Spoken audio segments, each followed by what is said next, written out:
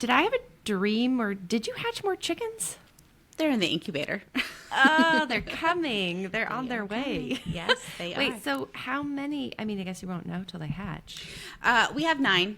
I have a smaller incubator, and so I just load it up with as many eggs as we can, which is 9. And then however many hatch. So how many chickens do you have currently? Currently, we have 19. We're getting rid of some roosters, not because they're mean, but because I have 8, and that is way too many. That seems way like too a many. lot. Yeah, it is. It is a lot. It is a lot. And my hens are kind of over it. So they're going to be going somewhere. Like dinner, Chick-fil-A? Possibly. Oh, boy. Well, I guess it's time that we get this episode started. Let's go. Hi, I'm Emilie, author of the Xeris Galaxy Saga, among other things. And I'm Christen Crum, the author of the YA rom-com It Happened at Christmas, among other things. And we're excited to welcome you to The Margins. It's a podcast where we have candid conversations about the writing life, indie publishing, the book industry, and more. Yay! Today, our topic is, Christen? Why we write. Ah, yes. I think this was your idea. It was. Mostly because I have heard this question, this phrase, pretty much my entire writing career. Mm-hmm. Know why you're writing. Know why you're doing this. Because it is hard. It's a hard career to get into. Mm-hmm. And so I was always annoyed. I was quite annoyed by this question because I'm like, well, I want to write because I want to get more books out. I want to write because I want to make money, which it's not a great Joke's reason. on us. Yeah. That's not really a strong enough reason. Like, yes, that is a great reason. Like, I feel like we all still have that dream of, like, we want to make a living doing this thing, but it's not going to really sustain you. Well, it hasn't sustained me for the long term, especially through the ups, the downs, like the frustrations over the past few years. And so it really, probably just a couple of weeks ago, it really just hit me what my why really is. And once I had that, like, I felt that fire underneath of me to, like, just keep going. So before I get into it, I'm going to ask you what your why is. Well, before I even go there, it's something that you said kind of struck a chord with me. I've been listening to this other podcast. I won't name it here. It's a nerdy podcast because I'm a Star Trek fan. That's all I'll say about it. But some of the stories that they were telling on this podcast is a bunch of actors, and they were sharing, early jobs that they did in order to support their acting career. And what you were saying about, like, I mean, yeah, we'd like to make a living. And I know most of the time when I see people on Instagram who post, I finally, have, like, stepped away from my full-time job because I'm now a full-time writer. I'm like, oh, I want that. Like, I do design covers, so my jobs are very book focused, but there's a secret part of me that's just like, oh, I just want to write. What a beautiful thing, get up every morning and just sit down with my cup of coffee and write. And it just reminded me that creative pursuits are never easy. No. And I would say maybe not never, but most of the time, not easy to be an artist, to be a photographer, to be a graphic designer. There's some things that there are easy ways to get into those jobs sometimes, but a lot of the times the ones that are passion driven, like what we're talking about, tend to take a lot of background work. Well, and I feel like too, like even with any of those careers that you've mentioned, I feel like they're very, they're criticized a lot because like when you put out your work, when you put out a book or a photo or a song or a movie, like everybody is open to interpretation. Everybody is open to their own thoughts, and they are not shy about letting you know. So it can get very hurtful, really.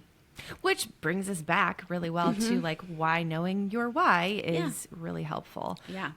I'll do a little story time for mine, and I'll try to keep it short here. I was thinking about this as we were preparing for the episode today, and just really thinking back, because I could go deep, which I won't. When I was very young, I loved to write. My best friend and I, Stephanie, shout out, shout out to Stephanie. She and I would exchange stories in like notebooks and stuff. So it's always been, I've always loved story, and I've always loved writing and creating in that manner. But I'm also a musician and a photographer, so I've always been very creative in all fronts. And in 2012, I really started focusing in on getting published. And then several years later, I moved to Washington, D.C. I was helping plant a church, and I met my agent there. She signed with me, or I signed with her, however that works. And, it was just great. We were workshopping actually, we were going back and forth on edits on a book that I still have not published for various reasons, which we won't get into. And it was a romantic suspense for the Christian market. I had written a ton of stuff in that same vein, but also previously I had written some science fiction and fantasy that I just really didn't, it was just for fun. And before moving to DC, I had worked with youth in like youth ministry and everything for years. I mean, we're talking like 8 years.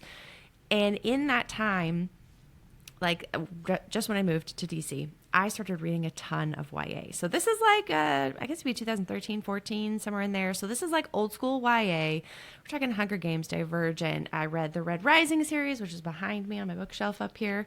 Currently, we have moved upstairs since the basement is under construction. But anyways, all of that to bring us to this point where I could go back and do the edits on this romantic suspense, or I could dive into this book that I had this idea about. Now, this book is also not published yet, so I'd like to get that out actually maybe next year.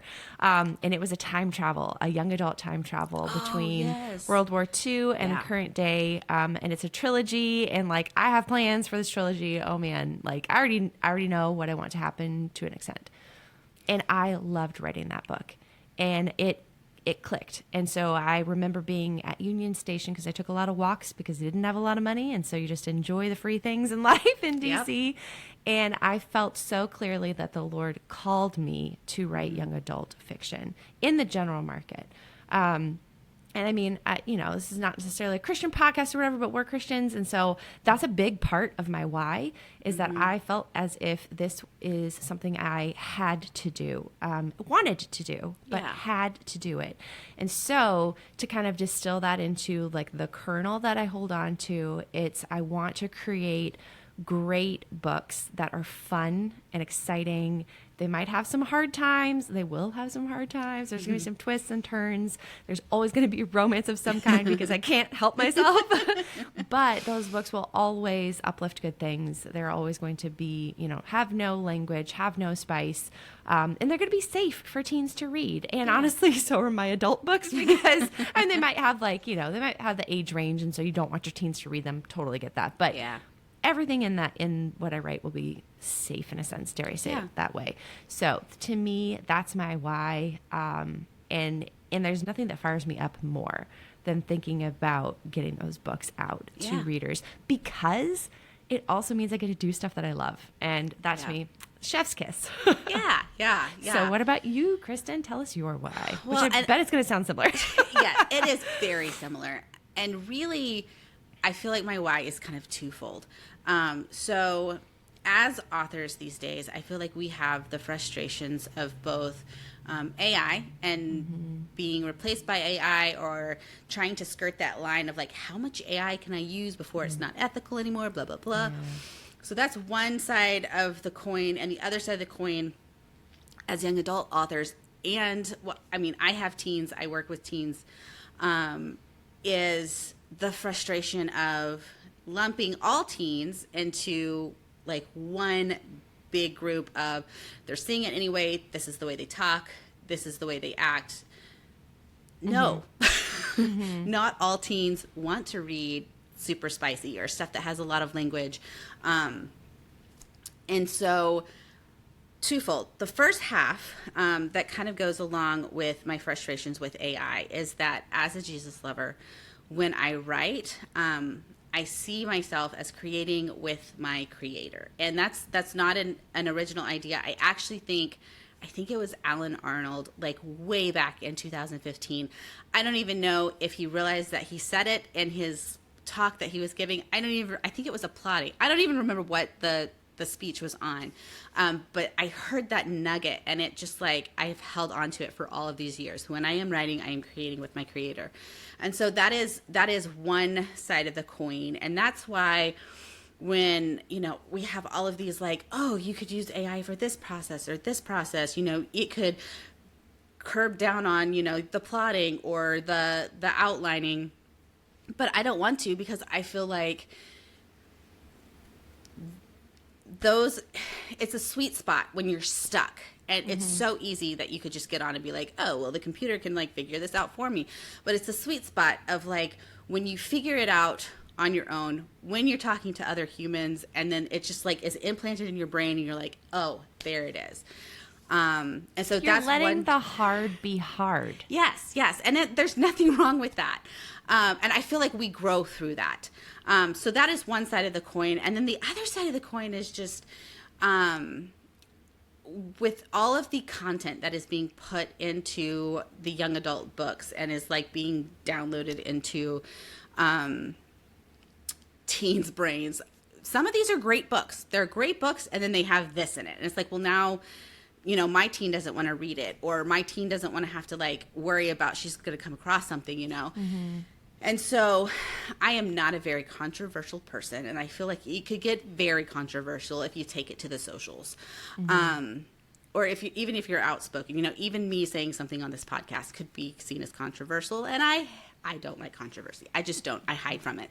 So the second side of the coin to why I write is this is how I fight back. I fight back by making sure that I put a alternative to what is being put out for teens to read that doesn't want, that side of what's being put into the YA books. And so that's why, like, it got me fired up. A couple of weeks ago, there was a big storm over a title. Controversy stuff. Yes.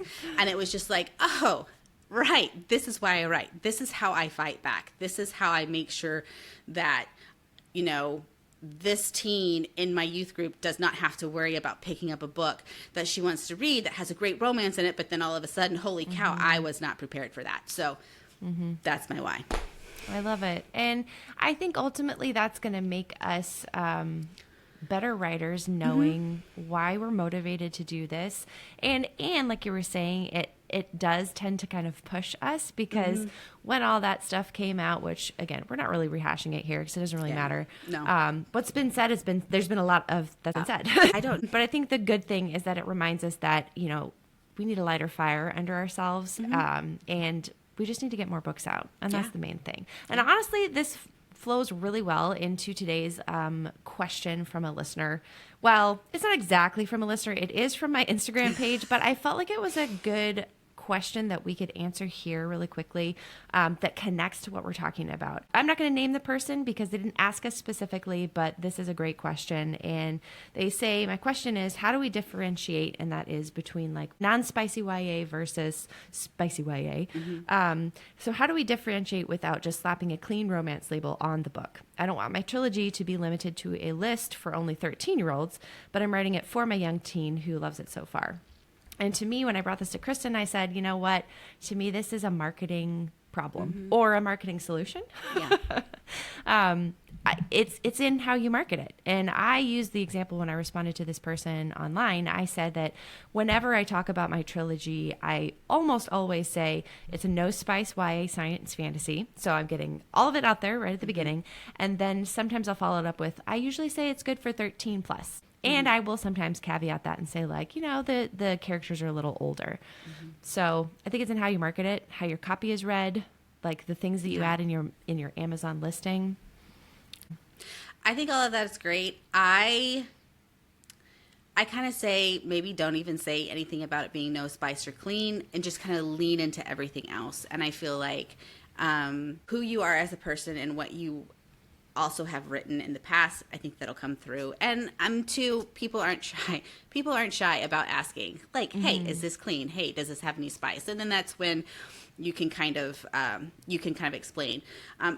It's hard. It's hard because I could say it's no spice and I have a kissing scene in it, and then a parent like flips out because there was kissing and you said there was no spice. Well, technically there isn't any spice, but so that's just kind of how I attack or I broach. If somebody asks, I'm very open. Like, yeah, there's no spice. You don't ever have to worry about spice in any of my books, but there are kissing scenes, or there is romance. I mean, come on. I'm same with Emilie. I just can't help myself. There's romance and everything. So. Yeah. So, I mean, I think we have kind of slightly different approaches about it, but I think that that's totally fine. It's going to be dependent on the author. I just like overemphasize, like, this is what I write and this is what you'll get from me always.